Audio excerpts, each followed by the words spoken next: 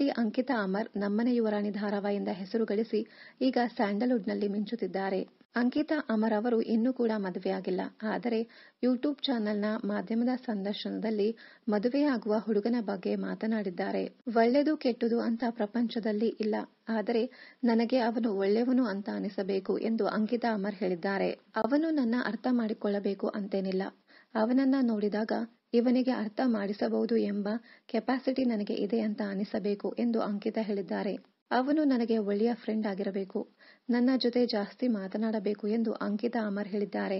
ನನ್ನ ಮಾತುಗಳನ್ನ ಕೇಳಿಸಿಕೊಳ್ಳಬೇಕು, ಮಾತನಾಡಿದರೂ ಮೌನವಾಗಿದ್ದರೂ ನಾನು ಅದನ್ನ ಎಂಜಾಯ್ ಮಾಡಬೇಕು ಎಂದಿದ್ದಾರೆ ಅಂಕಿತಾ.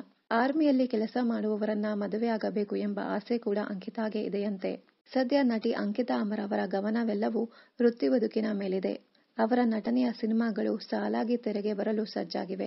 ಮದುವೆಯಾಗುವ ಹುಡುಗನಿಗೆ ಒಳ್ಳೆಯ ಮನಸ್ಸು ಇರಬೇಕಷ್ಟೇ ಎಂದು ಅಂಕಿತಾ ಅಮರ್ ಹೇಳಿದ್ದಾರೆ.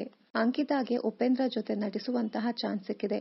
ಅವರ ಮುಂದಿನ ಭಾರ್ಗವ ಸಿನಿಮಾಕ್ಕೆ ಅಂಕಿತಾ ನಾಯಕಿಯಾಗಿದ್ದಾರೆ. ಇನ್ನಷ್ಟು ಕನ್ನಡ ಧಾರಾವಾಹಿ, ಸಿನಿಮಾ ಹಾಗೂ ಇನ್ನಿತರ ನ್ಯೂಸ್ ಅಪ್ಡೇಟ್ಸ್ಗಾಗಿ ಚಾನೆಲ್ ಅನ್ನ ಸಬ್ಸ್ಕ್ರೈಬ್ ಮಾಡಿ. Thank you.